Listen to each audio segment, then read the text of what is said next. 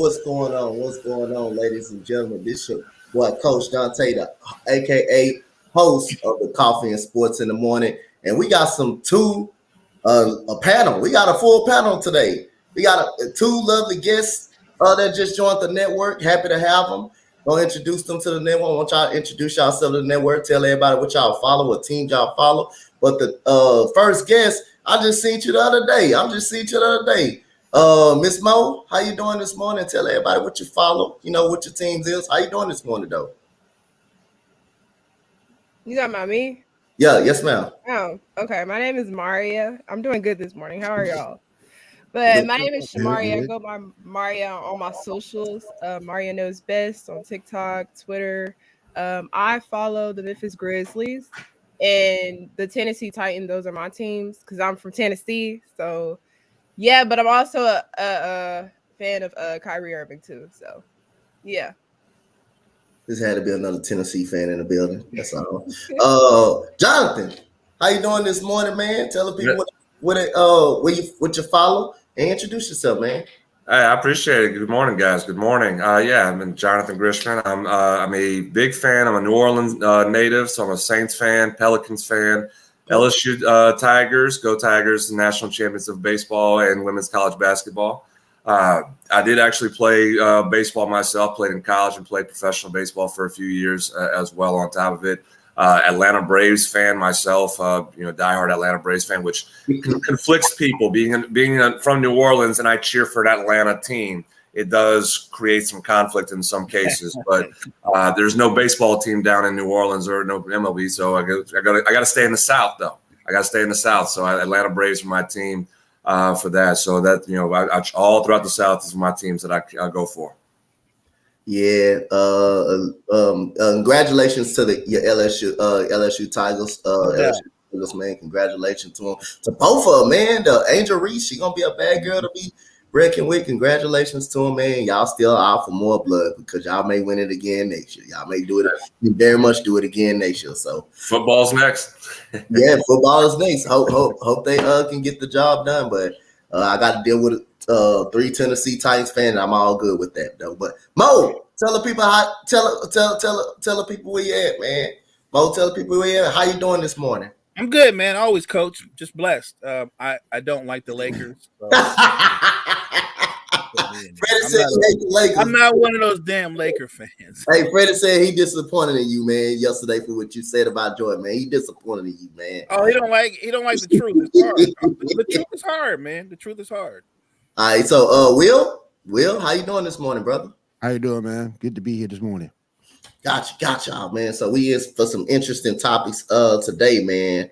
Shout out to everybody, man. So we gonna go ahead and get started with it. So Portland says trading Damian Lillard could be a month. Will Dame be on the Blazers roster on opening night? Miss Maria, we're gonna start with you. Will Dame be on Portland the opening nights, the start of the season? Will he be there? in Portland? I don't think so. I think Dame is going to be on a new roster. He's expressed the fact that he doesn't want to be on a team that is in rebuild mode, and I don't think Portland keeps an unhappy superstar. That just doesn't make sense to me. So I think they trade him and get pieces that could help with the rebuild process. That just makes more sense. Gotcha. Mo, go with you. No, Do you think? I'm co-signing after what she said. I don't think they want him sitting there being disgruntled. And look, he's beloved by that fan base. So if you have him sitting there disgruntled, I think the fan base turns on you. So I think that they're going to move him. They're going to get pieces to start the rebuild. They've already got pieces in place with Miles Simons and Scoot Henderson. So I think they're just going to keep adding on. This is a team that's in transition, but you don't want Damian Lillard sitting on your bench disgruntled. Gotcha. Jay, Jonathan. Yeah, I agree with what everybody's saying, that being a disgruntled star, that is the death of your team at that moment. If you have a star that's just not wanting to be there, we see it all the time. We see it, with these superstars in the NBA, and this is the unfortunate side of the NBA, that the players have so much power and so much control that if they don't like a situation, they're out, they're done. And Dame has expressed that now, and even worse, as has been said, the fan base is now turning on him. Something that he's been doing so much for Portland, and the fan base in a matter of just a month has turned on him like this. There's no good situation for him to stay in Portland now. It's going to be best for both sides, for Dame and for the Trailblazers, to move him quickly. All right, go ahead, Will. I think he's gone too. I agree with the panel. I think he's gone. It makes no sense to keep him. They may have to get a third team involved to make this trade work, but I think he's gone. You just can't have him sitting there disgruntled. That'll make the fan base turn against you even more than what they already have. So as long as they can get a third team involved in this deal to get him up out of there, I think they will. Yeah, but I got a question for everybody on the panel. Trust me, I'm not gonna talk too much because I got a full panel up here. So other than that, I'm gonna let y'all cook. I'm gonna let y'all eat. If I got a full panel, I'm gonna let everybody eat. But got a question, but I'm gonna start this one with Mo, and everybody can answer and follow in. So Damian Lillard said he would not report the training camp, but do you feel like it's kind of unprofessional of Damian Lillard, Mo, that him coming out and saying he just wanted to go to Miami, not just wanted to go to any playoff contending team or any finals contender team, just mainly any playoff that's in contention? Do you feel like he's kind of mishandling everything, or just going to Miami, or just coming out being unprofessional, or do you think they should do right by him to send him to Miami? So go ahead, Mo. I just want to start. I want to start this one off with you, and everybody can rebuttal after Mo. So I think that he's trying to dictate terms. I love Dame, and I do think that what he's done for the franchise, to some degree, there is something owed for that service. But on the flip side, if you're the general manager, you've got to put together the best package that's best for your franchise, not best for the guy that's leaving. So I understand where Dame's coming from, but you have to look at Portland. They can't just send him to Miami, and the only thing you're getting back is Tyler Hero. Like, I'm going to get back the best package. If Miami can put together a better package, then I would send him to Miami. They will need a third team to pull off this trade, but I think he's handling it. Now, I actually think he's handling it the wrong way. You've made it known you want out. I think you should just leave it at that. Don't get to the point where you're the guy that's always chirping all the time. Then you become the villain. Right now, Dame is the departing hero. The fan base loves him. Even though he wants out, they're riding with him. But that can turn so quick the more he chirps. All right. I think too that he needs to be as professional as possible. I don't think he needs to sit out. We've seen how sitting out turns out for some of these guys. So I think he needs to go in there, be professional as possible. I think they will, like I say, I think they will trade him. A third team have to be involved, because I don't think Miami can put a good package together. Because I said this before, I'm not all that with Tyler Hero. So I think that he needs to be professional, and that'll make it even look better for him amongst the fans, because the dude did play for us on his way out. So I think he needs to be professional and report for camp. Yeah, but see, that's the problem with the NBA, though, is that as I said, the stars have the power.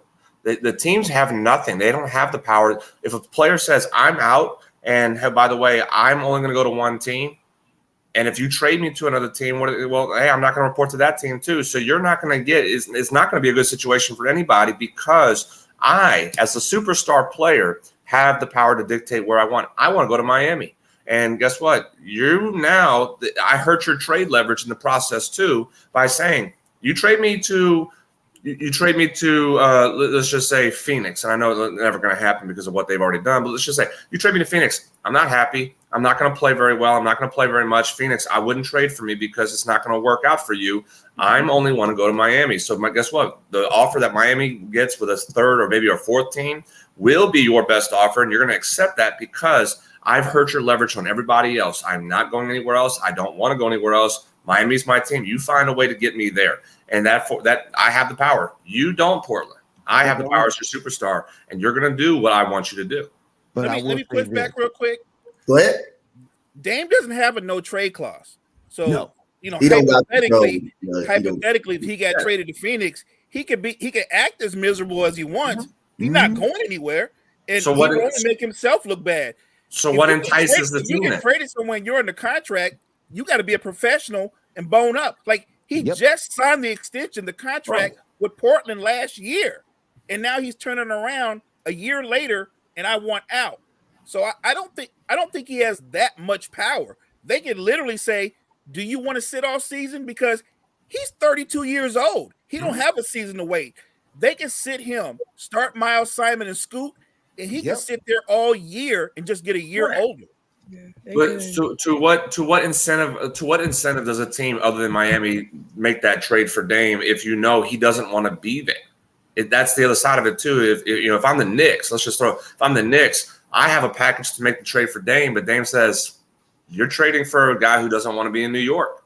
So what incentive does that make me to where I could lose my job? I make this trade and I get Dame, but Dame's not happy. He doesn't perform.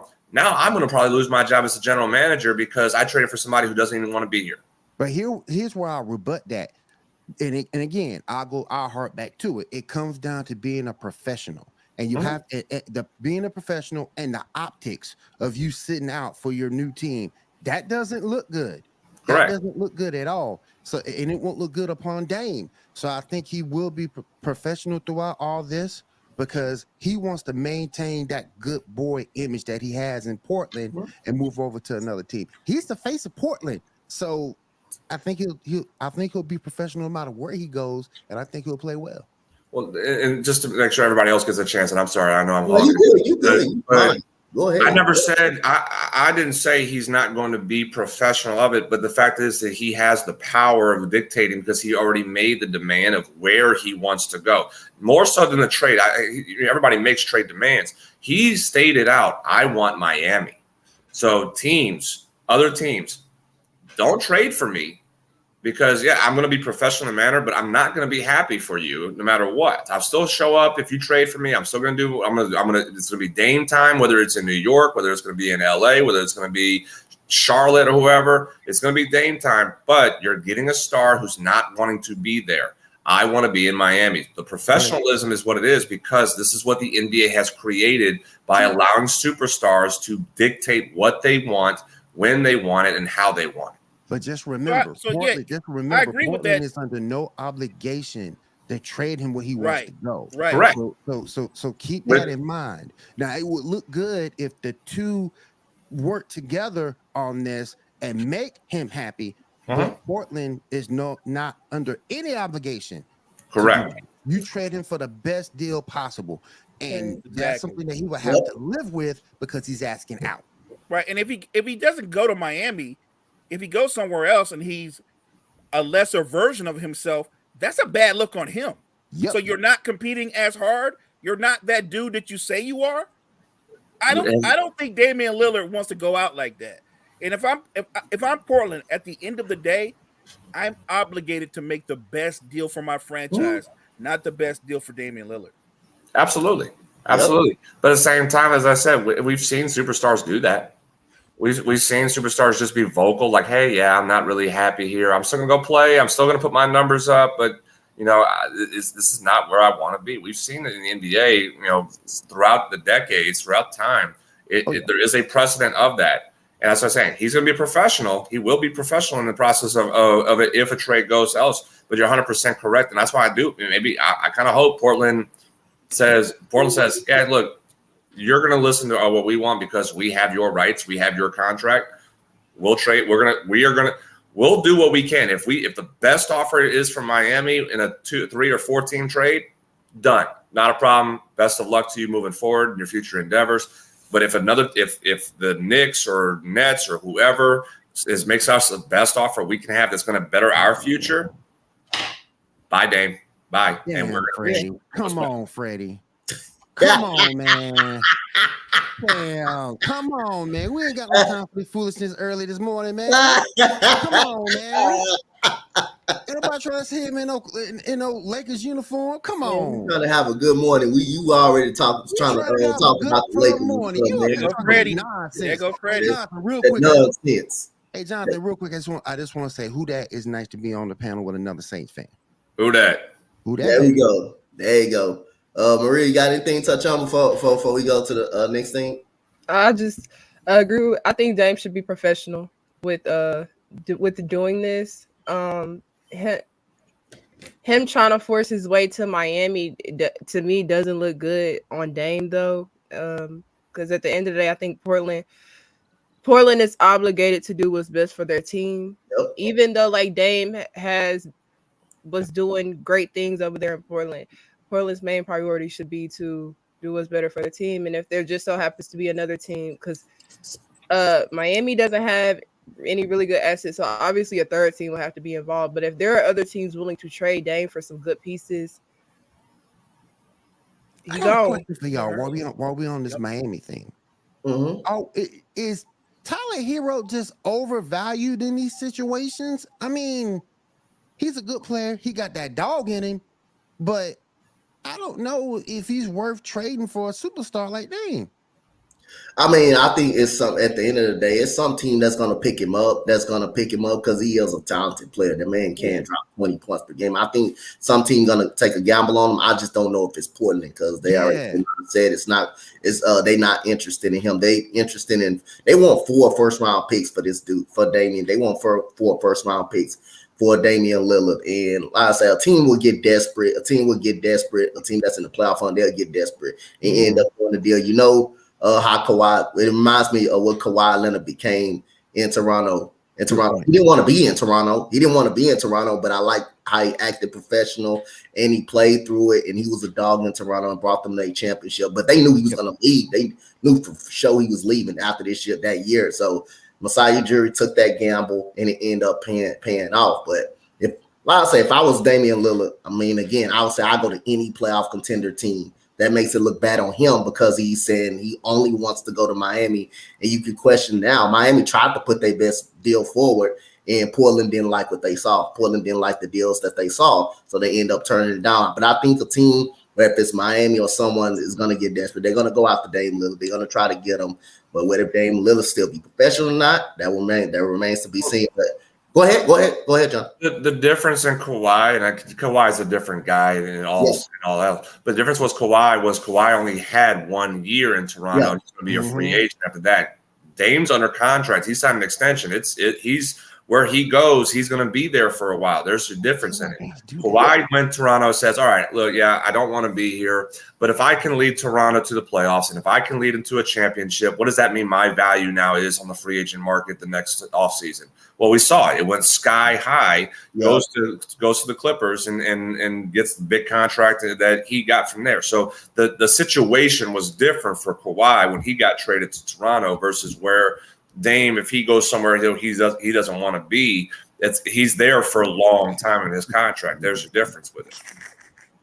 Hey, I do want to say this too. My whole thing with Dame, he fits with a lot of teams in the playoffs. I don't know about 4 first rounders though. Hey, if Rudy Gobert can get 4 first rounders, Rudy Gobert can get 4 first rounders. If Rudy Gobert's worth 4 first round picks, I just don't, particularly with the way the salary cap is right now, with that new rule that you can't really build a super team. You got a window. I think you have a window with him, and if you don't get it done, you're gonna suffer on the back end. That's all I'm saying. You better win because you're gonna suffer on the back end. Because first four round picks, that's a lot. Ain't no one where you can tell me Rudy Gobert's 4 first round picks, and you gonna and Dame not that first. I'm just playing. This is just a playing on what you call it. It's not. I don't think Minnesota even right now thinks they should have traded 4 fit. Yeah, but I'm just saying in regards to your future, that's a lot. So you better win while you have him. He's 32, so you better win while you have him, because down the road the 4 first round picks, it's gonna cost you at some point. I mean, that's a great point, but isn't Phoenix in the same situation? With everything they've done, if they don't win now, because they're gonna when this blows up and it's over with, they're gonna be bad for the next decade or more. Yep. They're gonna have to win now. You got to. That's the one thing that it's like selling your soul. You got to do it. They're gonna be watching Damian Lillard though. Wherever he goes to, it's a lot of pressure gonna be on him. Oh yeah. A lot of pressure on there. They'll be watching. And he's already got some shortcomings in the playoffs. So he better get it done. They're gonna have to get it done. He got to. Minnesota traded 4 first round picks just to be a playing tournament team. It's still gonna be that way. It's still gonna be that way. That's a shame. They still gonna be that way. So Pat Bev crying. So we got the next topic. I'm gonna start at the bottom with you. Will the NBA approve of some new 2 rule changes? The flop rule and the games technical foul, free throw, second challenges if first half is successful. What you think about that, Will? I love it. It's gonna stop these floppers out here, i.e. LeBron James. It's gonna stop some of the flopping that LeBron be doing in these games. The other one, I think it in a game that is out of reach, I don't know. But if it's something that's come down to the wire, particularly in the playoffs, that could be big. So I like both changes. Jonathan? I mean, it's come down for the flop rule. Like, just tell you. I mean, the referees should be swallowing the whistle when it comes down to it. You're allowing it. You're allowing these guys to be able to flop. And I know the game couldn't be the same what it was 15, 20 years ago, when the money that these guys are making. And in sports, we see it throughout MLB, NBA, NFL. When money is getting bigger, the rules change more to protect these guys. But the NBA, they have kind of gone too far on the other side of the spectrum to where you're going to flop to incite a foul, or you're flopping to get a call your way. Yep. It's up to NBA. Just tell your officials, hey, you see a flop, you see it, just swallow the whistle. Now, again, we're going too far. I think we're going a little bit too far to the other side of the spectrum. If it takes you to have a technical foul for a flop because you allowed this to go on for so long, and now you're making an overreaction to making another rule on top of a rule that is not allowed. I think that's an overreaction by the NBA, because they've allowed it to take place for so long. And it's not, as much as I'm not a big LeBron fan, but he's not the only one though. You argumentatively say that he started the flopping that's going on in the NBA, argumentatively, but it's throughout. It's all 30 teams, players throughout that have gone this direction. And the NBA could have just told the referees, you see it, just swallow the whistle and let them play.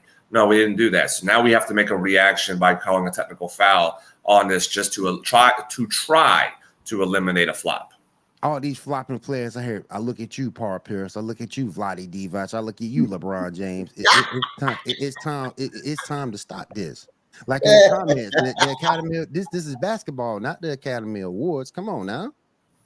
I guarantee you, Jonathan, Freddie ain't gonna be too happy about not liking LeBron James. We already know how Freddie is about LeBron James. Freddie love LeBron. He love LeBron. Go ahead, Bo. Go ahead, Bo. I'm gonna simplify it. Anything that's going to help the game in the bigger picture, I'm for it. So I don't think it's an overreaction. I think you have to, if you want to call it that, it's necessary. The league is full of unpaid actors or paid actors, if you will. Mm-hmm. So anything that's going to discourage that, because look, it's too easy to say, if you see it, swallow the whistle. These are bang bang plays that happen within seconds. When you see a body go to the ground, your natural reaction is it he flopped? There's no way to tell, like, not that quick when it happens in the moment. So I like the idea that you can go back, you can review it. They're reviewing everything else. Anything to clean the game up. I think these penalties, these new rules, they're going to hurt teams late in games. And guess what? It'll be rightfully so. When you start losing games for flopping, it will discourage it. So I'm all for this. It's true though, Kyle. He did flop. Just saying. Just saying. Go ahead, Oh, Mr. gosh, Real. she found me. I agree with the comment about the refs allowing this for so long. They should have swallowed their whistle. But is this the first rule where like flopping actually gets penalized in the game instead of after, or this is the first time? Because usually you get so it is. So I think this will definitely help lessen the usage of flopping by players. But especially while in the game. So I think this helps the league a lot. And also, these superstars who uses the flop to get over, you're gonna be able to do it no more. You're not gonna be able to do it no more. Exactly. Oh, he found me. Oh, I get 2 shots at the feet. Nope. Right. And then I think the challenges, I think, those will definitely be beneficial for when games come down to the wire. Yep. I like that a lot. Got you. The only concern I have about the technical foul for a flop is when like I said, when you add more rules, you're adding more gray area to it. So when you have, again, we all know what a flop is, but there is times where you have to sit there and question, was that a flop, or was that a real charge, or was that a real foul? Was it like there are plays that you have to sit back and think that's borderline. So in what direction? Because again, every referee, every officiating group are going to be different. In what direction does this group take it to this level? And say, yeah, you know what, that's a flop. And when you have a game in the with 5 or 6 seconds left on a last second play that's going to cause a technical foul, free throw, and you're going to make a drastic call on a technical foul for a flop like that, that's going to be borderline. You're affecting games a little bit more so. You're allowing the officials to have more power, which we've seen in history. NBA officials should have not more power. They should be able to let the game be played. And now you're adding more power to the officials by saying, yes, that's a flop and it's a technical foul. And we're going to be on SportsCenter talking about, was it? Maybe? Could it be? So I think you're adding a little bit more controversy, which sports loves controversy. All the sports want that because they're talking about it 24/7. I think you're going to create a little bit more controversy as things progress first, until you kind of figure out the gray areas a little bit more. Yeah, I don't think the players will like. No, go ahead. I'm sorry. I was just saying, I don't think the players gonna like that. So I just want to see how it's gonna play out. I was going to pretty much say what she just said. The players they're not going to like it. Definitely not going to like it. But look, when you incorporate a rule this big, Coach, there's going to be missteps. It's going to take at least a season before the referees can actually get into a different routine and call it the way that the league wants it to be called. There are going to be some bumps, some hiccups in the road. But I think once they get that out the way, it will be for the betterment of the game. Got you. So, Nick Wrong, y'all know Nick Wright, Mr. Nick Wright, from I call him Nick Wrong though. That's what I call him. That's his He a nickname. clown, man. He a clown. Yeah, Nick Wrong. I call him Nick Wrong for a reason. He a clown. He's a LeBron fan. He's a LeBron fan as well as Skip. There's a rumor out there too that he's being repped by Clutch Sports. I heard that rumor yesterday. I heard that rumor yesterday on Dreamers Pro YouTube channel. I didn't know if it was a rumor or not. I didn't have time to look at it, but if if he on that payroll, then that makes me question every take he's ever had. Yep, Jonathan. I call him Nick Wrong, Jonathan Nick Wrong, but he said if Zion gets 70 games, Zion basically saying Zion plays 70 games, he will be a top 10 player in the league. So Maria, I'm gonna start with you up on this one. I definitely agree with that. When Zion was healthy, he was leading the Pelicans team. They were the number 1 seed in the West. He was averaging 26.7 rebounds, 5 assists, and 1 steal. When healthy, Zion is definitely that player. He's he's obviously a star, borderline superstar when he playing. Like, he up there. So I agree with Nick 100% on that take. Got you. Mo?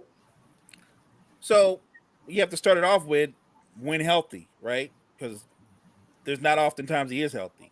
So sure, if you can get 70 games, I think he would be a top 10 player. I do. I don't know if that means by default he can lead a team to a championship. That's a whole nother matter. Now we're going beyond numbers. We're talking about how do you actually affect winning in the postseason and beyond. So, yes, do I think that he'd be a top 10 player in 70 games with what he's done in a short sample size? No question. Yeah. Look at Freddie with this again. I got him. Obviously, I got him at number 2. Obviously, everybody. Freddie, I have LeBron James as the second greatest player ever. Yes, how am I a hater? If LeBron James not in front of Michael Jordan, you a hater. If LeBron James not in front of Michael Jordan, you a hater. I'm being nice because I actually put him ahead of Kareem. So I'm being really nice. To me, it's not just a 6-0 that makes him better than Bron. He's won more in his healthy seasons than LeBron has won. So that's the thing for me. All right, go ahead, Jonathan, get it off, man. You Pelicans fan. Go ahead, tell it. I'll go a little step further than what Nick says. Nick says 70 games, 60. If you even get 60 games out of Zion, he's a top 10 player. He's a top 10 player because, as Murray said, the Pelicans were the number 1 team in the league when Zion was playing consistently. The numbers were showing what he was able and capable of doing. And what he elevated a Pelicans team. Again, I know there's a lot of talent. You have CJ McCollum, you have Brandon Ingram, you have some good young players on that team, but you needed somebody. When you took Zion off the floor of that team, despite the guys they have on there, they fell backwards. They fell off more, and they were into the play-in game, competing for the play-in game and falling out of it altogether. Versus being the number 1 seed team. They were being ahead of Denver, being ahead of Phoenix, beating Phoenix a couple times with Zion on the court as well. Being able to beat the Nuggets a couple times. I remember actually at one point during the stretch that Zion was healthy, they went to Denver and beat Denver.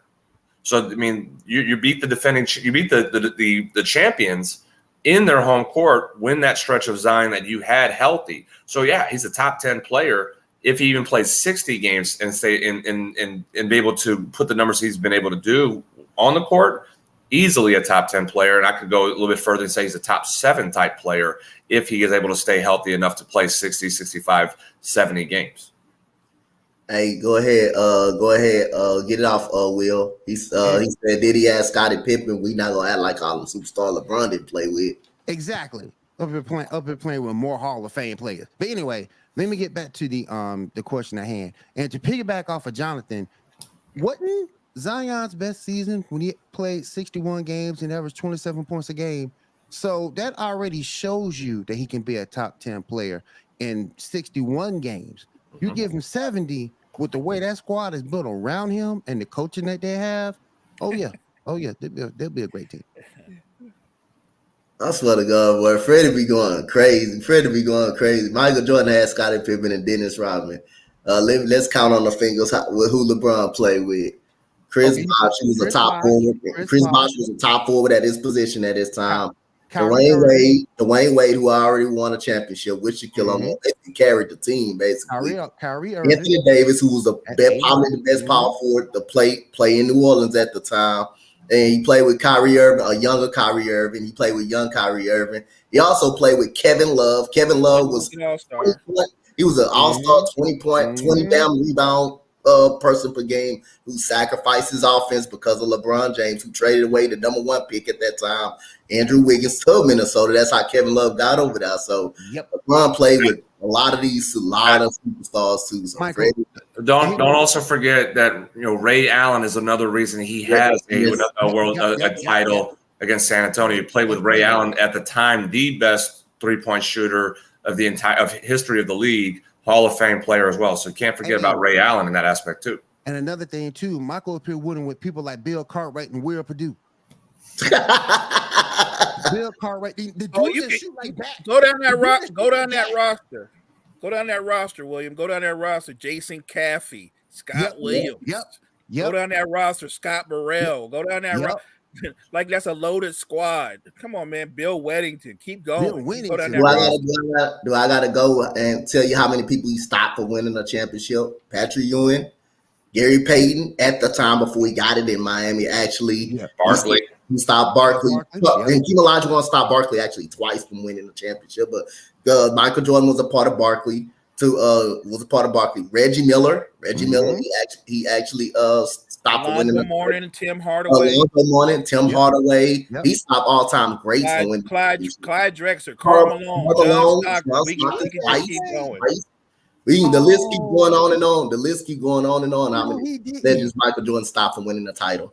Michael Jordan isn't mentally tough like LeBron, and that's fact, Freddie. What you drinking this morning, dude? What's in your coffee this morning? I'm still trying to figure that out. I think Freddie gonna be hanging around with Bronny and Bryce. He's gonna be LeBron's third son. The hell, the man eventually got past his nemesis, the Pistons, and went on to have a great career. The man won 3, retired, came back and won another 3. Bronny, don't forget, Will. I didn't see Jordan taking his jersey off after losing to the Celtics. I didn't see him taking his jersey off after losing to the Spurs. Then he went back to Cleveland, took his jersey off again, and came to LA. The man that switched jerseys many, many times. Yep. He got a lot of numbers. He got a lot of talent, but he got a lot of quit in him. And I ain't never gonna forget the 2 things that stick out. First, this nigga gonna say not 4, not 5, not 6, not 7, not 8. That. He said that, and then here's the thing that to me disqualifies him as the GOAT. He told everybody he was the GOAT. Yep. He told everybody that he was the GOAT. Nah, man. What other GOAT players ever said that? I ain't never heard Magic say that. I never heard Larry Bird say that. He told everybody he was GOAT, Will, and then he let Dirk bust him up in the finals. Oh, JJ Barea was on him, boy. I'll say Barea was. They shut LeBron down. Barea and Jason Terry both. Yep. Little JJ. I love JJ Barea, boy. He went on him. He went after. Look at Doug. He said he stopped the whole dream team. He did stop the whole dream team. That's basically a dream team. Jordan stopped from winning the title. Yep. Winning the title. He stopped. And then at least Michael Jordan ain't never complained and say, go give me a point guard. He ain't never complained about saying, go give me a point guard. He ain't never complained about that situation at all. Exactly. He remembered what he had. Paxson, Kerr, BJ. Shout out to BJ Armstrong. Even if Michael Jordan did leave when things get tough, guess what? He won the 3-peat. He won. He already had a 3-peat before he even left. You got to put a little bit more facts in saying when things got tough. Things got tough off the court. Off the court. It wasn't on the court. There was things that were going on behind the scenes that Jordan put himself in, put his family in. There was a lot of things going on behind the scenes, not on the floor. When things got tough for LeBron on the floor, as everybody said, he went to another team. Yep. Things got tough behind the scenes for Jordan. Basically, he had to leave the NBA for at least a year to be able to come back later on. There was a whole, that's a whole different situation. Yeah, there were about 5 things going on behind the scenes. Remember in context.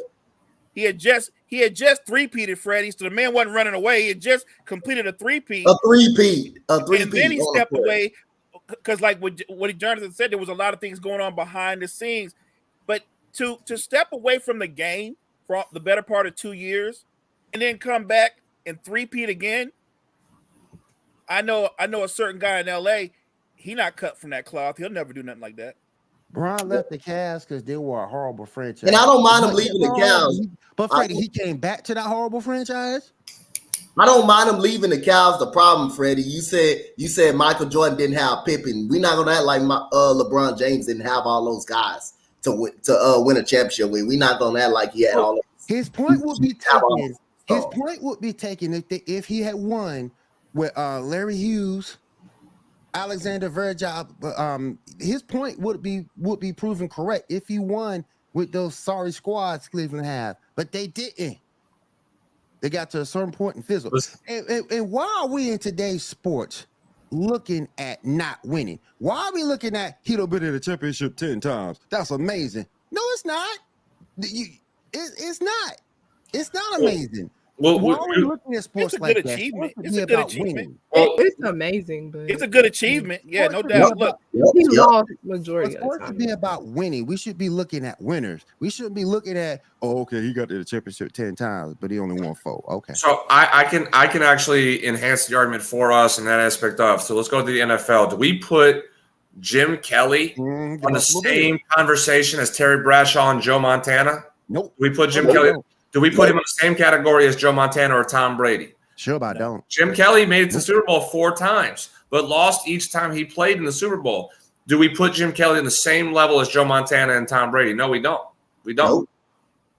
Man, if LeBron James played the 85, 86 Boston Celtics, the greatest defenses of all time, and the Detroit Pistons, LeBron would lose the same way too. He would lose the same way in every fashion too. The biggest thing about Michael Jordan after he lost those after he lost those years in 1991, he bulked up. He got right back in the waiting room and he swept them. In the Pistons, while he beat the Pistons so bad, he made them walk off the court before the buzzer even sound. They went to humiliate them so bad. He beat them so bad. You made Isaiah Thomas go from being like 6'2" to like 5'9". You saw how he shrunk his shoulders and walked by. Like he actually got shorter after losing. Like I think Freddie's been hitting the Henny a little too hard this morning. So we do. I agree with you, Douglas. Doug. I did agree with you, Doug. I agree with you, my brother. Yeah, this disintegrated for Michael Jordan. Freddie, man, up here talking foolishness. So we got which of these teams has a bright future? I'm gonna start with you, Will. We got Oklahoma City, Houston Rockets, Detroit Pistons, Spurs, or others, or any other team you got out there. Which of these teams have the brightest futures? I love the future for the OKC Thunder. I love it. They only got 4 players 30 and above right now, I believe, from that last year roster. So they're young. They're well coached. So I'm very hyped up for their future. They are going to be a developing team, and I really think they're doing things right over in OKC. Jonathan? I agree that Oklahoma City would be, of the teams listed, would be one of the better teams to sit there and say they have a brighter future because of the players they have around, and it's a young, talented, great team. And we still haven't even seen what Chet Holmgren is going to be like, this season as well after missing last year. But I have to go with the group, the team that has been more successful over the last 20 plus years. That's the San Antonio Spurs, because of the leadership that Greg Popovich has provided over the time frame that he's been there, world champion coach. Now you throw in Victor Wembanyama, who, again, we're going to see and we're going to critique and we're going to judge this young man so unfairly this year. But that's the hype of being the number 1 pick. That is the hype of being this unicorn type player that he is. And seeing what he's going to be with this group and the coach that he's going to be with Popovich, knowing that Popovich now is the president of basketball operations on top of being coach, bringing on hopefully bringing in players to come in. I think the future is a little bit brighter just because of the leadership of San Antonio on top of the number 1 pick and Victor that's there is going to give them a little bit more direction that's going to help enhance and get the Spurs potentially back to where they used to be. Didn't Pop just sign an extension? Right. Okay. Mo? The funny thing is, had the draft gone another way, he doesn't sign that extension. But that's another conversation. 100%. Facts. So what I'll say is this. I love what OKC has when you look at how they're building, and then you've already got an established star with SGA. So I the fact that they already have an established star with all the talent that they've drafted around him, and they've got a ton of picks in the next coming draft. Like they're set up for not just now but beyond. I think San Antonio in the longer run, they might be right there. But in the shorter term, when you look at the future, I'm talking about like what's ahead of us in the immediate. I think you're going to see more from Oklahoma City and Houston. I think both of those teams are going to be playoff contenders this season. Isn't Chet Holmgren just 21? Yep. And he bulked up a little bit too, man. The man 212 too. He got bigger. Yeah. He 212. He went from bony to skinny. Yep. He 212 now. He good now. Go ahead, Maria. You know, off the bat, I want to say OKC because of the star that they have in SGA, and I think Chet will be a hell of a player, you know, in the future. But since you said we could say other teams, I gotta throw my Grizzlies in there. I think people forget that we still a young team too. We still young, and you know we on track. We're adding pieces and getting better each season. So it's like in the next couple of years, 2 to 3 years, like this team could be on one like a championship or something with the talent that we got, and we just as young as the other teams we mentioned before. You guys What do you think about the addition of Marcus Smart? Y'all got Guns N' Roses. Y'all got Guns N' Roses over there, so I respect that. I love it. I think Roses, baby. I think Marcus Smart will definitely have a presence on and off the court. I think Derrick Rose will too. Agreed. Yeah, definitely will. Definitely will. Both of them are going to help. Yeah, they're both going to help with Ja's development, and not only just Ja's development, but like, you know, just with on the court things like the fact we lost Dylan Brooks, and I think what better player to get to replace Dylan Brooks than Marcus Smart, who's better defensively and offensively. By subtraction right there.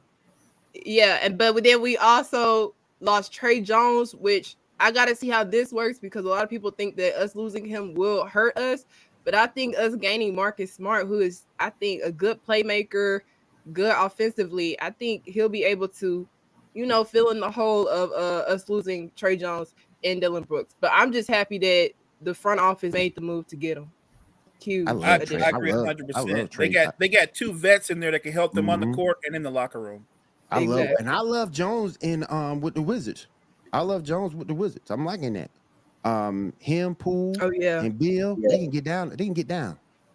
You know what? Every time Mo says something about the Rockets, and he picked the Rockets this year, we won a game. We actually won a game. But it's hard to imagine we won something with Steven Silas. I'm like I told you, I'm happy that Summer, you know what, is really gone. That is really gone. But other than that, OKC, you know, San Antonio got a bright future. Also, I love Ime Udoka coming in. And now it's not gonna be no games playing. He came out and immediately said, "No, I don't want James Harden. I don't want James Harden now." And I'm glad he put his foot down and said, "No, I don't want James Harden." Cam Whitmore is a special talent. You seen him in the summer league. He's a special talent. And like I said, Amen Thompson, man, this dude's so crazy. This dude's so crazy with it, man. I actually love our future. But I like OKC. I'm a big fan of OKC. And like I said, I love Desmond Bane though. Desmond Bane is my dude, man. That's my guy. Desmond Bane is my dude from Memphis. That's my guy. Y'all gonna stop playing with that, man. That man a killer, man. Y'all shut up. And Fred, I just said that, man. I just said that, man. That Poole, Kuzma, and Jones combo, that's gonna be. They ain't gonna win a lot of games. You got a chance in the East, in the bottom half. They ain't gonna win a lot of games, but that's gonna be nice to see. They gonna run up the score, that's for sure. For sure. Yeah. They got about at the bottom half of the East. It's not that strong. They got an opportunity. Yep, they got an opportunity in the bottom half of that East right there. So, we got. So now I'm gonna start with. I'm gonna start with at the bottom. Will. With you at the bottom. So we had the All-Star game yesterday, and we all know the MLB All-Star game normally means something. So I just want to tell you about this and another sport forward about would it work for basketball or not as well. What changes that baseball need to make? You know the change. If you win the All-Star game, you get the home field advantage, no matter what your record is, no matter what is. What changes that MLB baseball need to make? Man, I don't think you really need to do anything too much to it. I like the game the way it is. The home field advantage thing, I like that. So I don't think there's too much you need to do to it. Gotcha. Go ahead, Jonathan. Well, they did away with the home field advantage, for the All-Star game, years ago. Didn't it end in 2016? It was 2016, I think. Around that time, 16 or 17, I think it was something like that. I can't remember exactly what year they did away with that, and I'm very glad they did. I was not a fan of Major League Baseball putting the emphasis of home field advantage in the World Series on an exhibition All-Star game.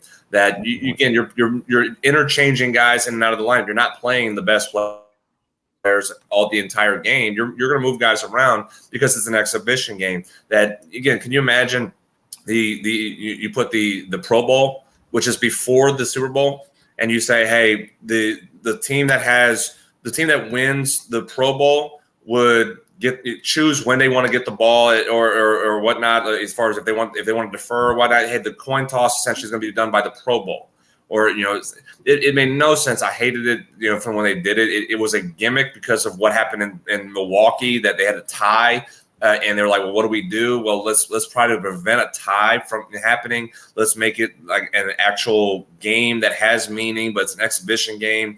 It was a very bad gimmick they tried to do. There's nothing really you can make changes to the game. The game is what it is. You've made changes for the rules. You've made the pitch clock and everything going, so the game's moving a little bit faster.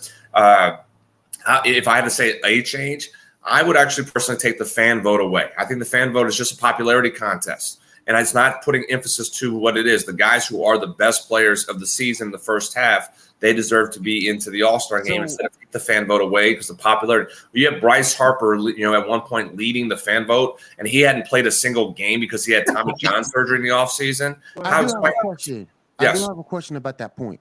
So if you take it away from the fans, you leave it up to the writers? Do you leave it players. Up to? Players. The players. Okay.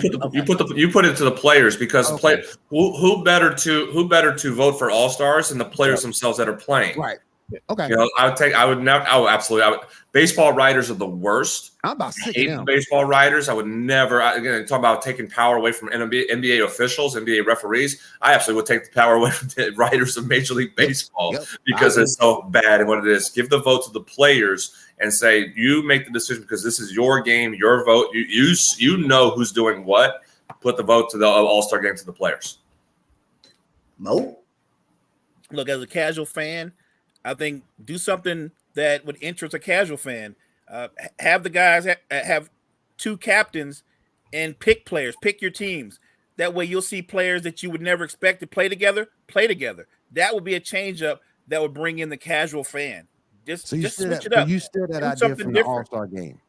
So that's something that would interest me. So you still that from the All-Star game.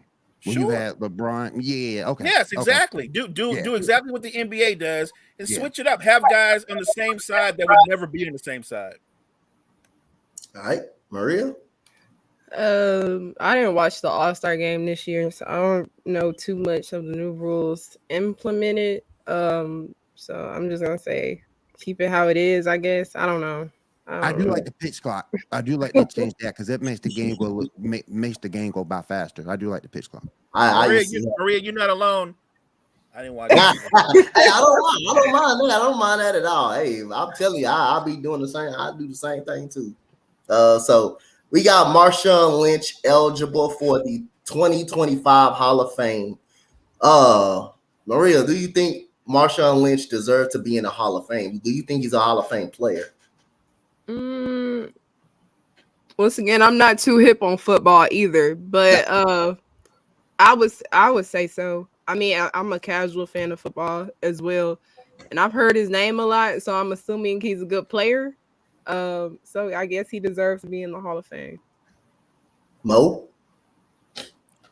I think he deserves consideration, but because the running back position has been diminished so much over the years, think about some of the guys that aren't in now. We talked about Fred Taylor. We talked about Corey Dillon, Ricky Waters, Warwick Dunn. There are a lot of when you look at their careers, there are a lot of guys that deserve some consideration. I would give Beast Mode the edge for this reason alone. People forget he was that offense when they won the Super Bowl. That was before Russell Wilson had established himself as a quarterback who could actually control and throw you into for wins and stuff like that. That offense went through beast mode. So he has a legit case for consideration, but I think there's a logjam in the Hall of Fame for running backs. Gotcha. Jay, Jonathan? My consideration for the Hall of Fame, again, my background more being about baseball, we always hear it. Like the conversation you have to have is, were you the best at your position during your time or during your era? Marshawn, in my book, he was great. I'm not gonna discount what Marshawn, was in Seattle. He was good in Buffalo. Wasn't really anything special in Buffalo, but he was great in Seattle. But was he the best running back of the time period from 2007 to when he got drafted to 2019 when he retired? He was a top 5-ish running back at the time. I won't say ish. I'll be more respectful. He was a top 5 running back in the time period. But I don't think we really put him in consideration that he was the best running back during his time period. Again, I think the numbers skewed more so because the offense did go around him. It was built for him, through him, and ran through him literally, so his numbers got a little bit more skewed because of what the offense that he was running with Pete Carroll. But again, were you the top running back? Were you the best of your era when you were playing? I don't say yes to that question. He was a top 5 running back, but he wasn't the guy. He wasn't the best in the NFL as running back wise for a period of time. Maybe one season he had the best stats, but for a period, I can't say that. So would he get consideration? Yes. Is he a lock for the Hall of Fame? No, I'm not going to say he's a lock, but he would get votes. He would be considered for that. Hey, Coach, just a real quick Yes, sir. question, because he made a great point. I can't say he was the best running back I ever looked at and said he's the best running back in the league right now. It brought me to this question. I believe Curtis Martin, he's in the Hall of Fame. I think he might be second all time in rushing or third. But think about that. He's third all time in the NFL in rushing. But at any time in his career, do people think Curtis Martin was the best running back in football? Nope.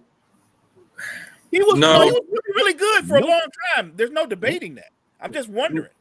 No, and it's I can't make my argument and then make an excuse for Martin because he was in the era of Barry Sanders and Emmitt Smith, which to those guys, those two were the best at the position during their period.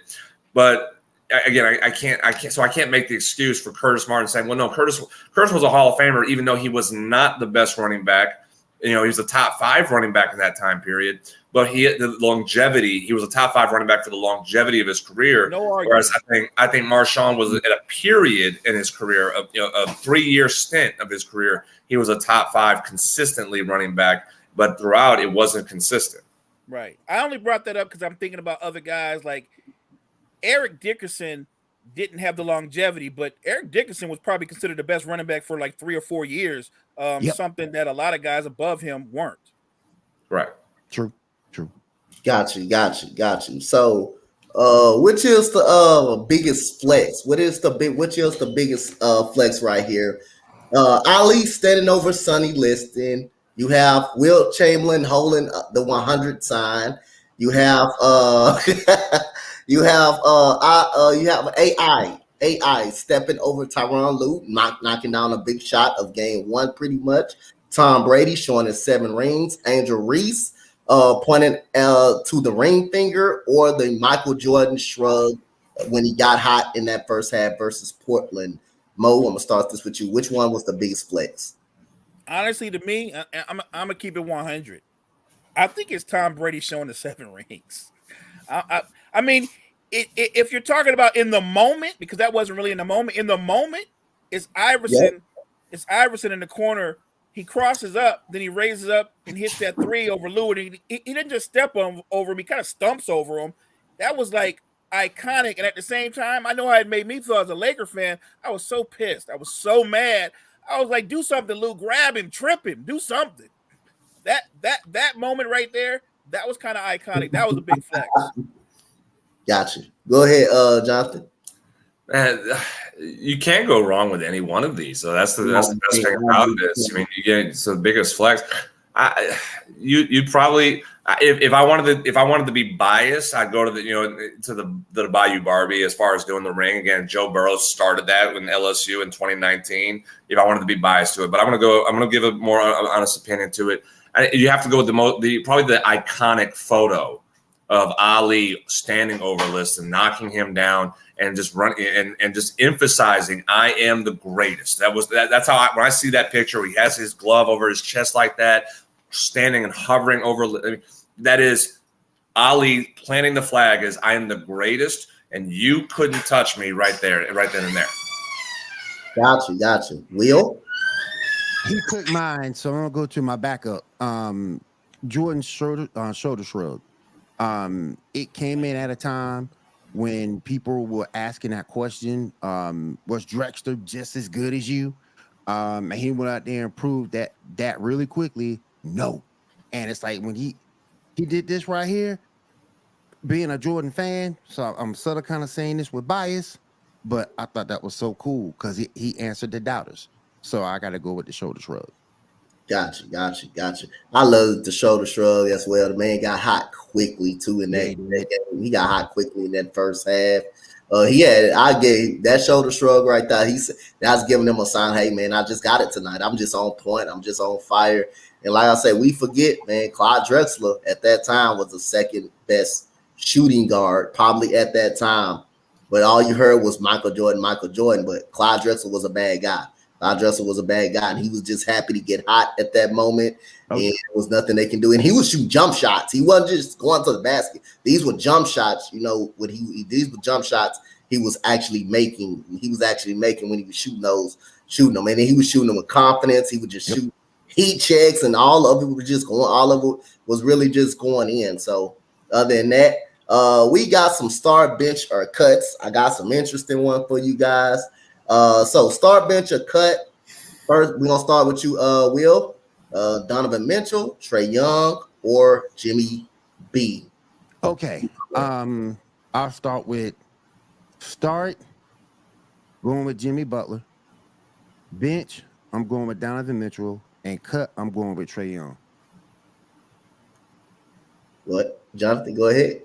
Yeah, I actually agree on that one. Jimmy Butler starts, Mitchell bench, Trae Young cut. With Jimmy, he's a two-way guy, and he's Trae's not. Trae's a scorer. Mitchell is a decent defender. Jimmy is a two-way, and you got to go with the two-way who can score 30 points on one night and at the same time shut down the number one guy for the other team as well. So yeah. Go ahead, Mo. It's 3 for 3. I'm taking Jimmy buckets. I'm benching Mitchell and cutting Trae Young. I mean, I don't need the little guy that can't defend or do anything on defense. So I'm good with Jimmy buckets and Donovan Mitchell. Exactly. Everybody keeps talking about he can score this, he gonna score that, but when he scores, he gonna give it up on the other end. Mm-hmm. Gotcha. It's a 4-way sweep. I got a new nickname for Jimmy buckets. I'm gonna call him AKA Jimmy Two Shoes. That's what I'm gonna call him. So Jimmy Two Shoes. Hey, you the starter, man. So we got another one between point guards now. Mo, I'm gonna start this one out with you. Okay. Start, bench, or cut. John Stockton, Isaiah Thomas, Oscar Robinson, the big O. Damn, come on, man. You can't boy. Come on, man. I love Oscar. Come on, man. You give this to your boy.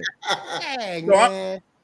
I'm starting Isaiah Thomas. I mean, I don't get caught up in the person, but we're just talking about a basketball player. I'm taking Zeke as my starter, and I'm taking John Stockton and cutting Oscar.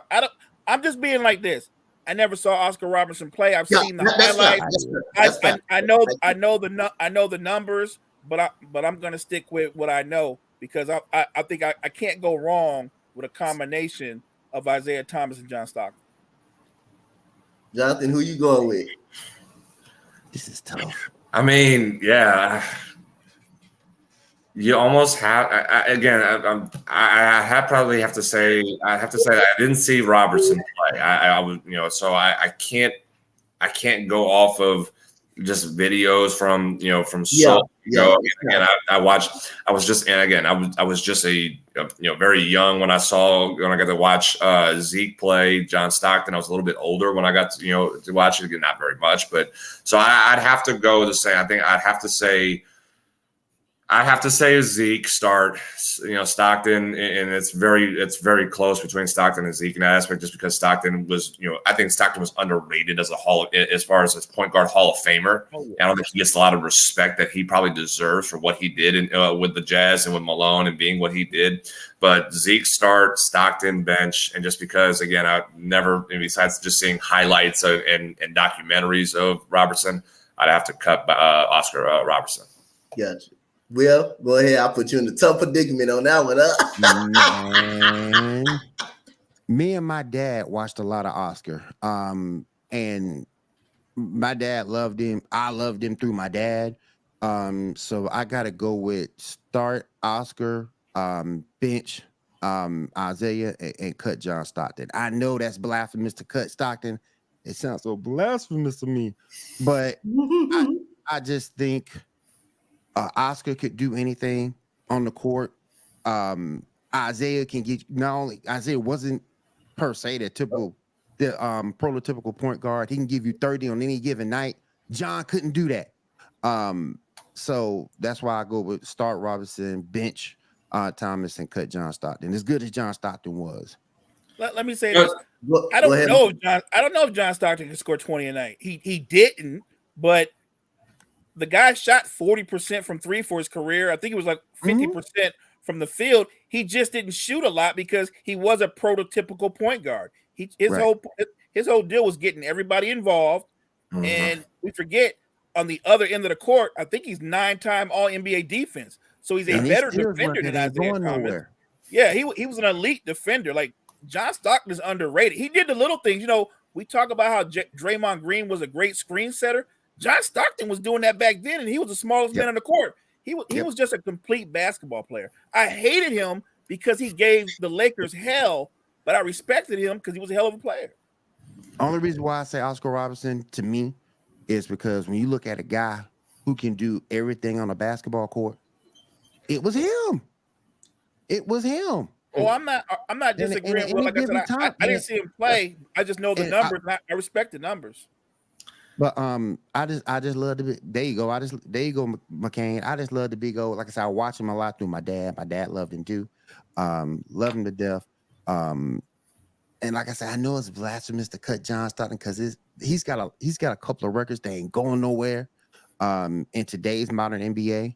But man, to me, it's just tough to cut. Hey, Will, I can start another argument. But real quick as well, on top of that, you're saying that Stockton wasn't going to put up 20, 25, 30 points, but he was going to put up 15 points and then give you another 30 to 45 points and assists. Right. For averaging 15, he's going to put 15 assists, maybe even 20 assists at times. He was going to get you 15 assists. So about 30 to 40 points on assist alone on top of his 15. He was going to contribute at least 45 to 55 points just from what he did. Scoring wise, 15 points, and then contributing 15 assists on top of it. He was a monster in fantasy football and fantasy basketball. Go ahead, Mo. What you gonna say? You gonna say something? I was just gonna say, don't forget. I mean, Stockton was on the dream team. Zeke wasn't. Yeah, they didn't want him on that. They didn't. Hey, that's what I said. We can start another argument. You know why Zeke wasn't on there? You know why Zeke? Nobody voted for him. Nobody voted for him. Politics, though. Yep. So we got another one. Right here. But I know I put it. The moment I said John Stockton, I knew it was tough. I knew I put him in a bad predicament up on that. But we have Luka. We have Kevin Durant. We have Steph. Mo, who you gonna go? Luka, Kevin Durant, and Steph. Yeah. Wow. You know what? I'm gonna go with the winner. I'm gonna start Steph, bench KD, and cut Luka. I mean, right now, Luka's just a numbers guy. He can put up a lot of numbers, but he's hard to play with if you're another star. I think he may be getting that way. He may be getting one of those stars. So I don't know if Luka can be the best player on a title-winning team. I know he can put up numbers every night of the week, but can he affect winning when it matters most? And I know they beat Phoenix, but that was more of a mental thing. Phoenix just mentally weak. But I've seen KD come up big on the biggest stage. I've seen Steph come up big on the biggest stage. So I would roll with those two. Jonathan? Well, to counter that, though, I mean, since Luka is a numbers guy, since KD has not played with the Golden State Warriors, isn't KD just a numbers guy too?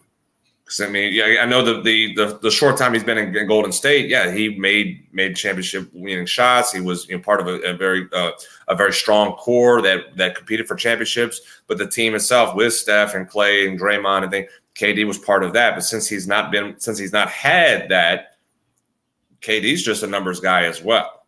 So, right, but he's got a whole career. So what I would say to counter that is KD actually led a team to the finals as the best player. Correct.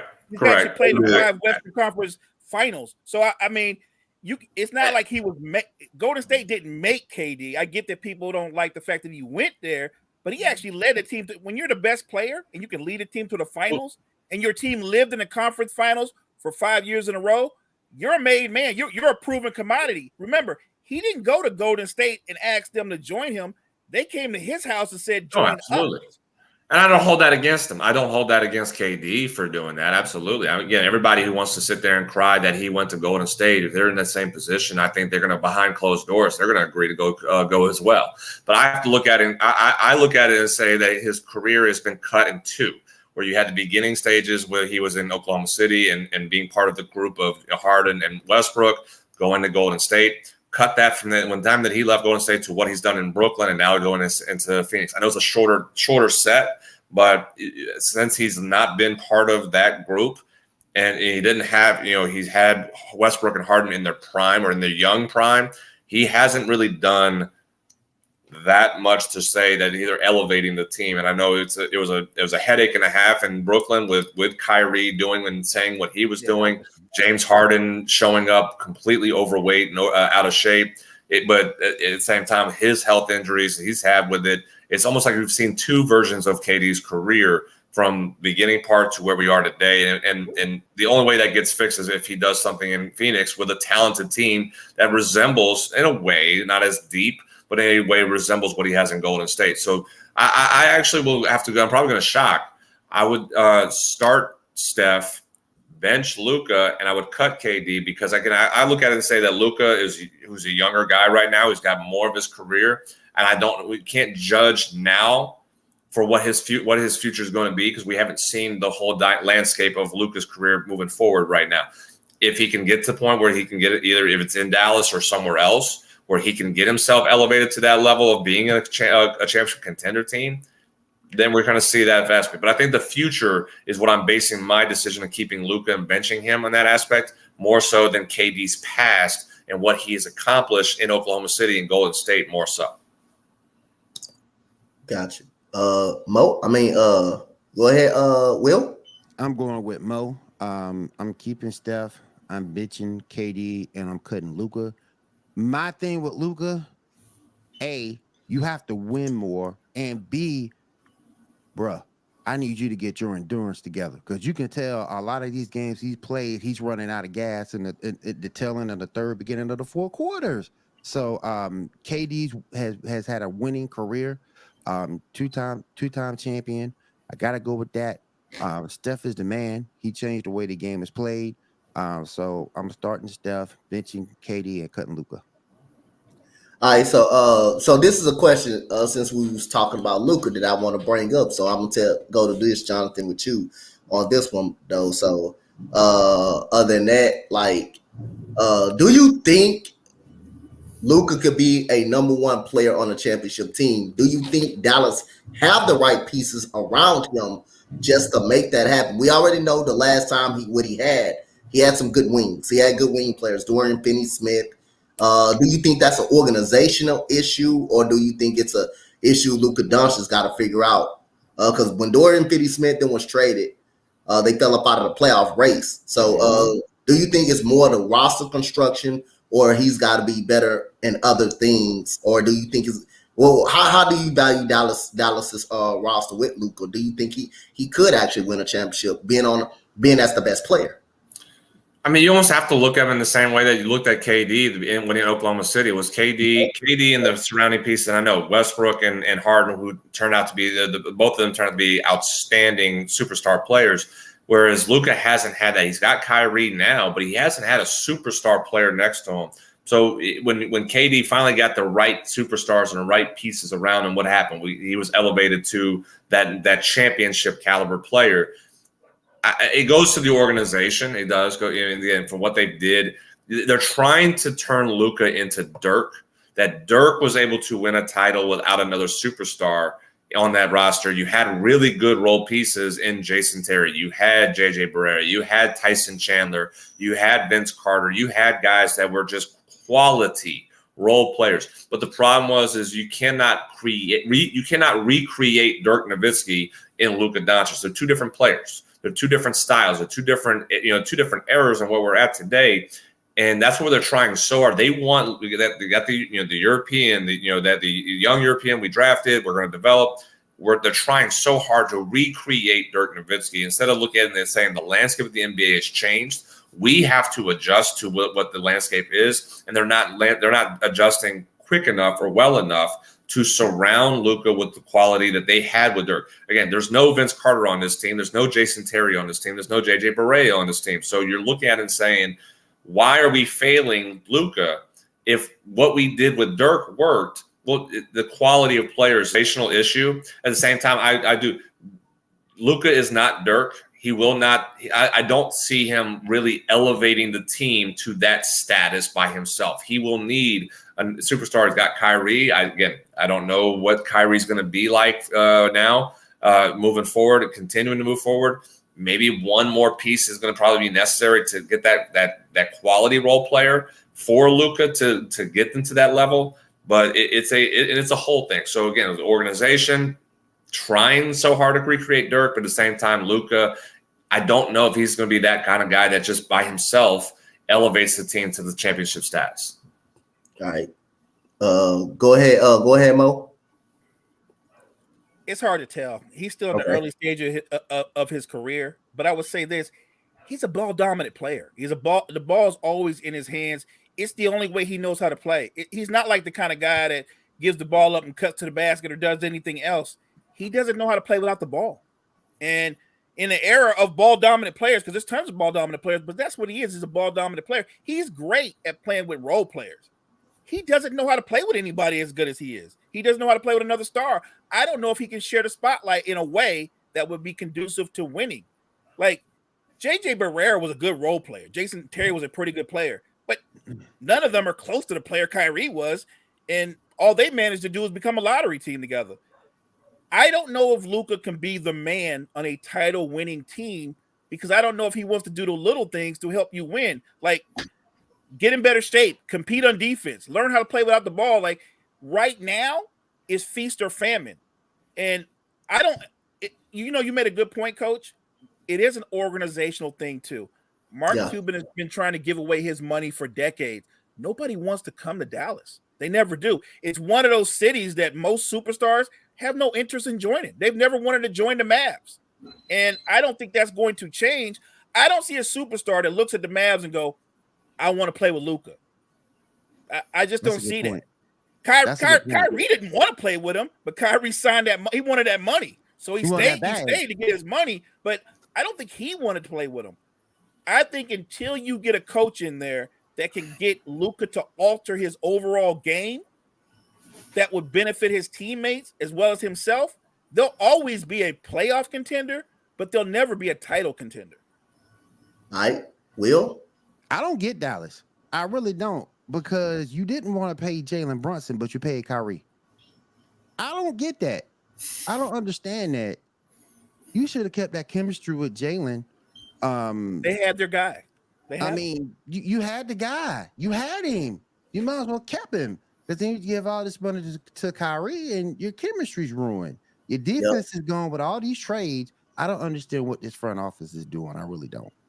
I didn't think they never had an opportunity to get Jalen Brunson back because the moment he approached free agency, his dad is an assistant works for coach the for the Knicks, New York right. Knicks. Yeah. So I don't think Dallas could have got him back. I think he was gone anyway. He had his mind made up. He didn't even get Dallas a meeting. He didn't get them a straight up meeting. He was gone anyway. It goes, and you seen what that happened. So I don't want to fault Dallas for that, for a person, that was already gonna go. They didn't have a shot to get him because clearly he made his decision that he was going to go to the New York Knicks. But again, and this is another one that I kind of want to bring in too, and I'm gonna start with you, Mo. Now, Kyrie Irving, we bring it back to Kyrie Irving, which we know Dallas is going to be good at scoring the basketball. They may not be as good on the defensive side, but getting 3 years, 162 million, 126 mil.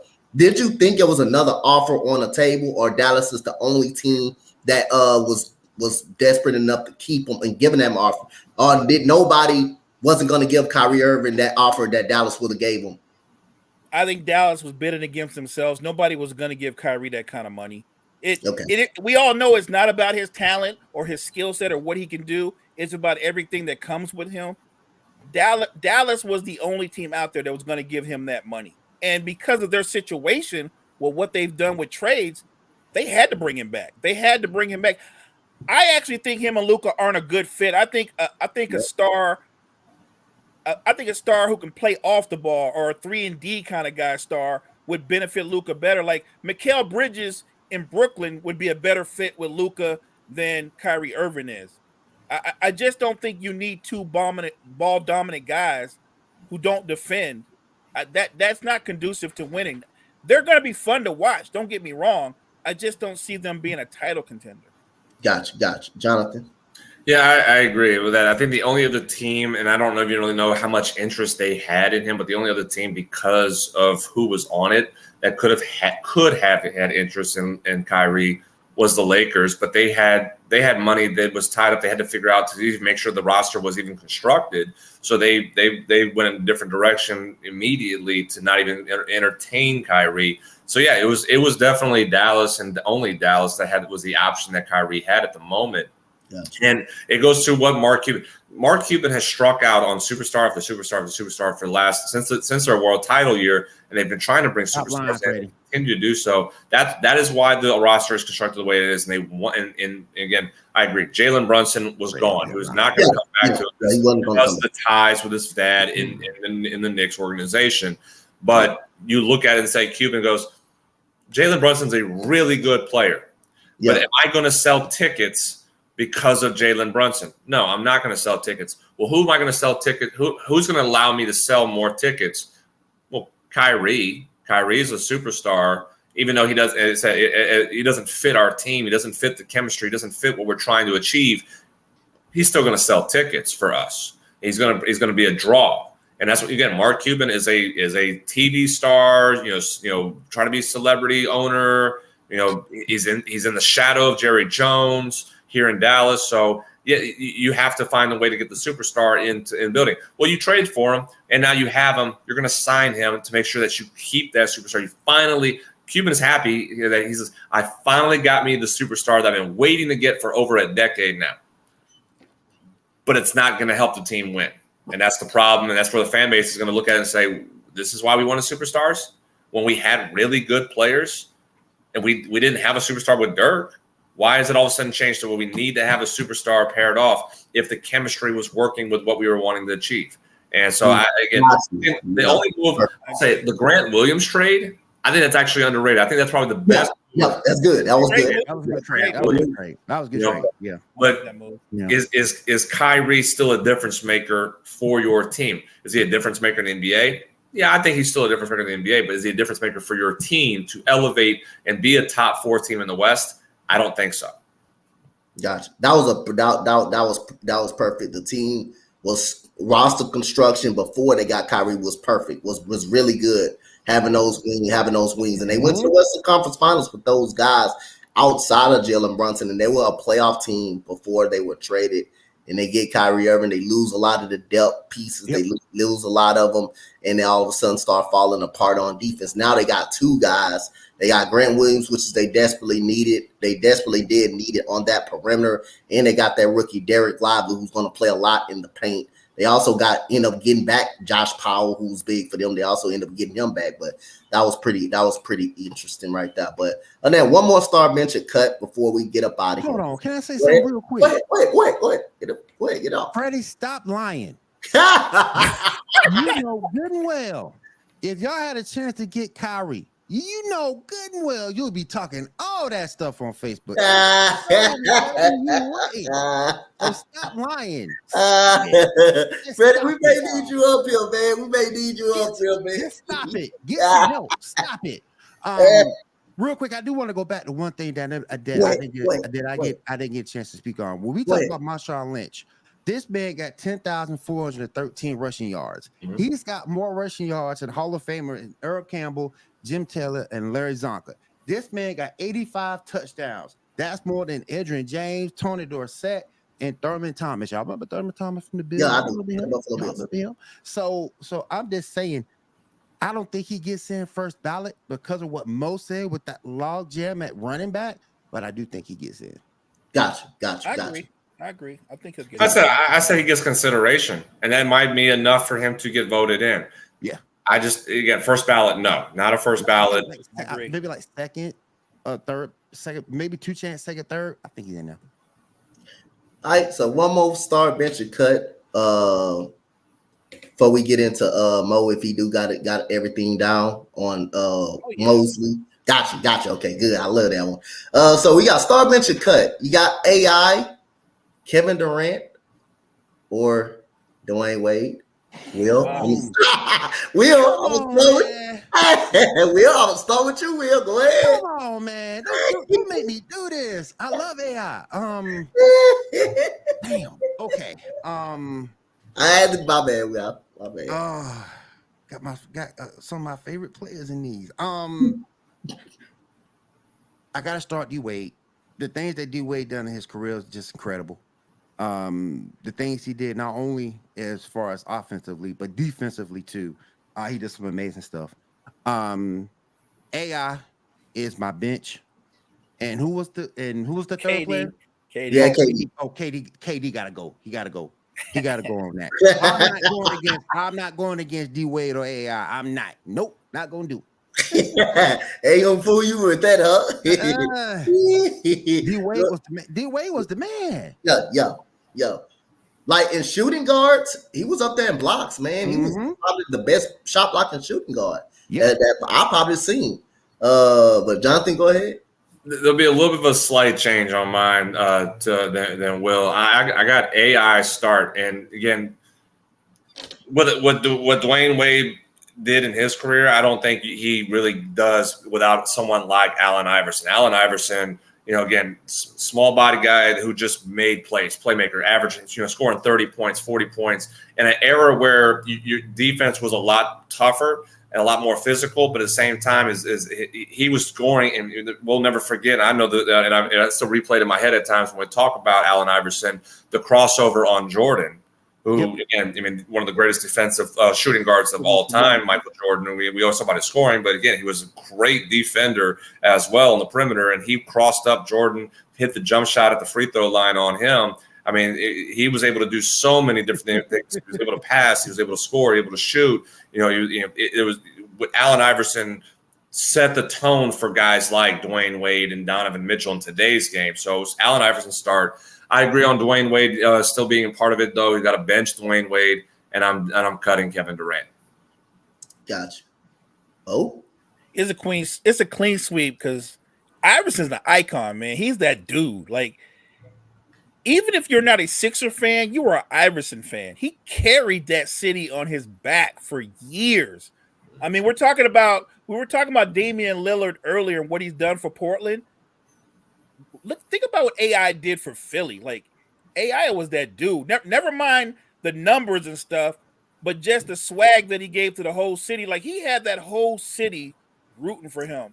I remember their former owner, when they were playing the Lakers in the finals, he did this thing where he walked across the bridge and he had a bunch of fans on him. Like, this was all about to get pumped up because the series was 1-1 going back to Philly, and they thought the next 3 games were in Philly, and they had this. But AI brought that kind of excitement to the whole city. So I'm going with AI because AI was that guy.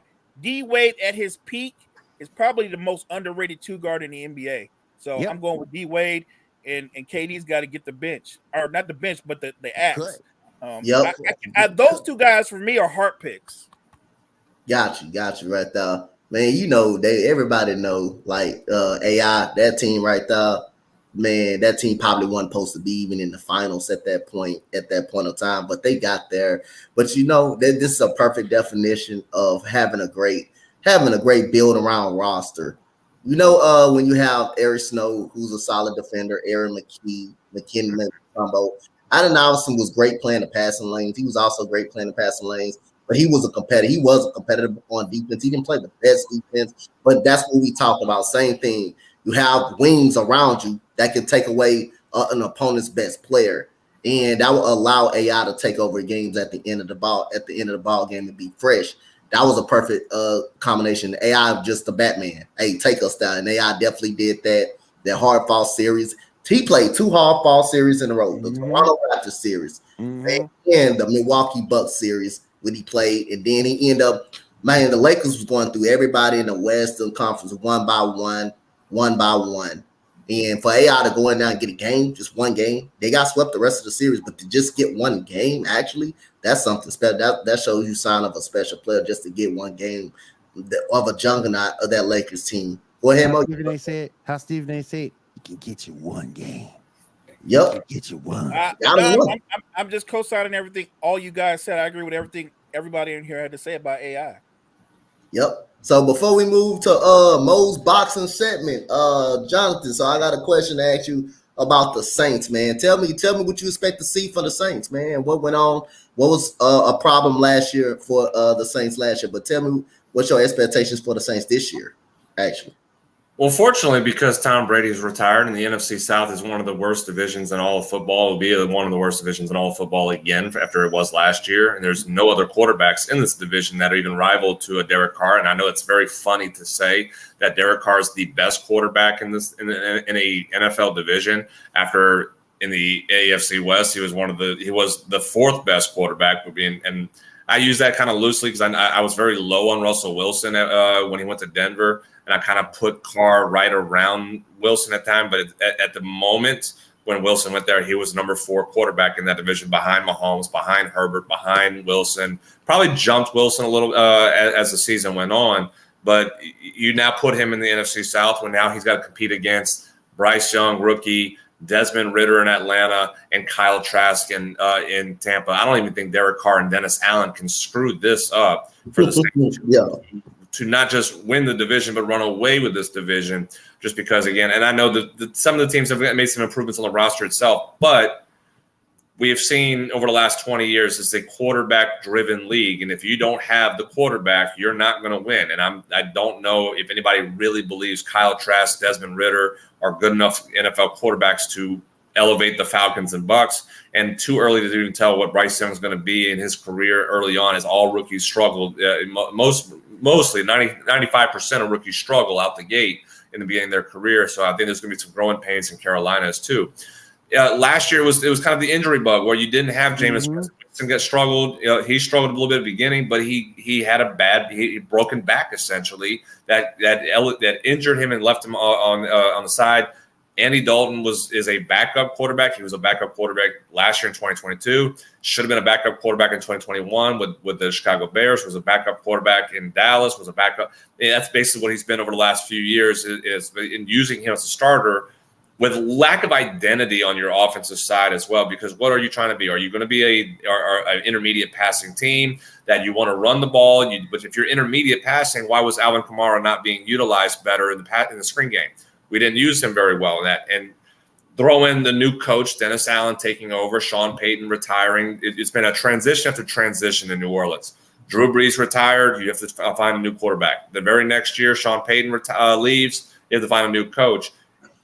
I think there's a little bit better structure now with the coaching staff, and the culture is trying to be reinvented because you tried to keep Sean Payton built culture in New Orleans without Sean Payton there running it. So now maybe allowing Dennis to have a little bit more say and a little bit more control to build this team into what he wants. I'm skeptical. But again, the team is so good, is so talented. There's a little bit older still. I know they are, but you have a top 5 defense still with Cam Jordan, Tyrann Mathieu, Mario Davis on that side.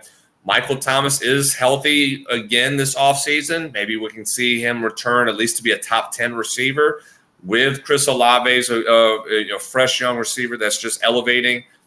I know Jamal Williams is a good complement to Kamara. Things are shaping to be good, New Orleans. I don't see Dennis Allen really screwing this up and not winning this division because of what everybody else is. So I could see this team being the ceiling. I said on another show I did a while back. The ceiling for this team is being a second place in the NFC because, again, you go look at the landscape of the NFC. Who are you competing with? Well, the best quarterback essentially in the NFC is Dak Prescott and the Dallas Cowboys, but we don't even know how good they're going to be because Mike McCarthy is now calling plays for them. And the other team is Kirk Cousins, the Minnesota Vikings, with Aaron Rodgers gone in Green Bay. Then Daniel Jones in New York.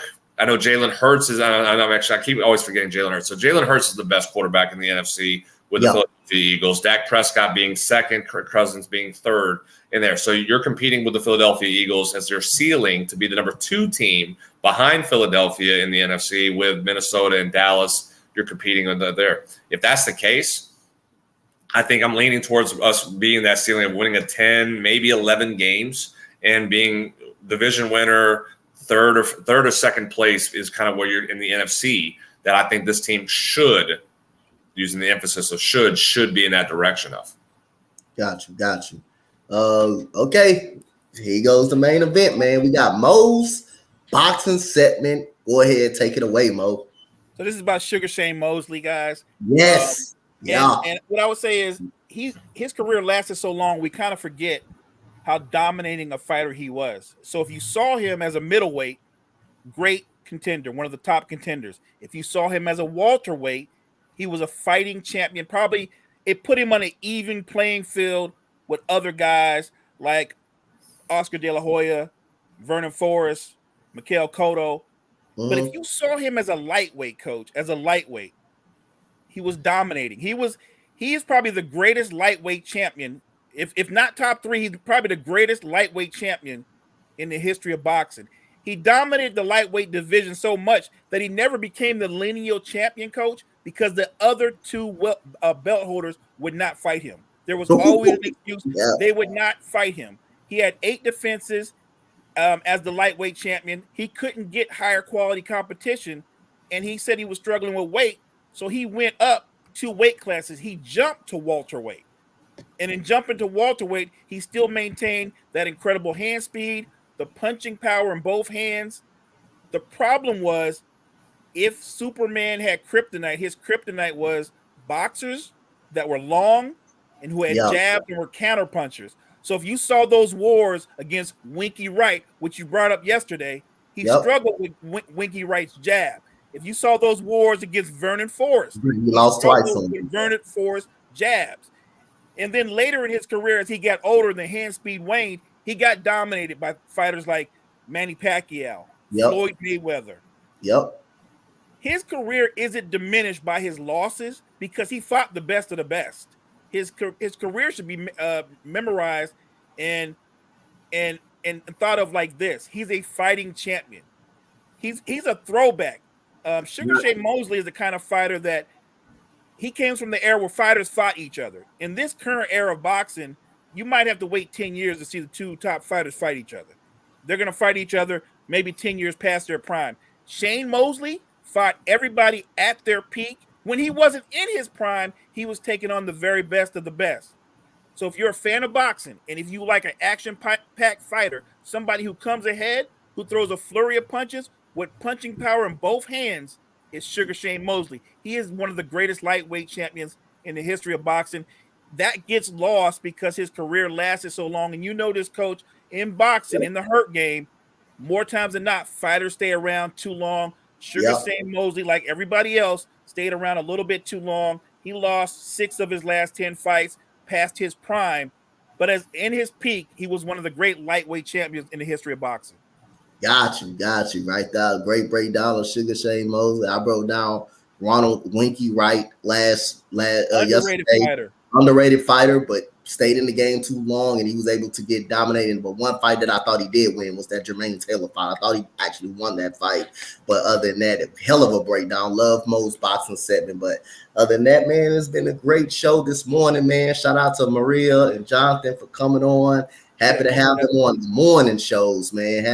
Definitely was awesome. Welcome, Jonathan. Welcome. Yeah, welcome. I appreciate it. Definitely appreciate it. Looking forward to for many more shows with you guys. Yes, sir. Look forward to you and Maria being guests up on these morning shows. But other than that, Mo, tell the people they can follow you at, man. You find me here on the Empire Sports Empire Network on Coffee and Sports in the Morning. I will see you guys tomorrow. Yes, sir. Jonathan, tell the people where they can hit you up at, man. I'm on Facebook and Twitter, so I also coach youth baseball and softball. My organization is Alpha Performance Baseball, Alpha Performance Softball. You can find me on Twitter at @B_and_alpha, and on Facebook as well, my own page as well with my organization. You can find me and see all the great things that we're doing with a lot of the kids in the organization we have. Yep, y'all already know where y'all can find me at, man. Like I say. Shout out to Jonathan, man. He just like me. Love the kids, man. I coach the kids as well. But shout out to everybody, man. We'll see y'all in the next morning show. I think y'all definitely will see me back today on a 7200 seconds with me and my partner Key in the building. I'll be up in the chat, Coach. There we go.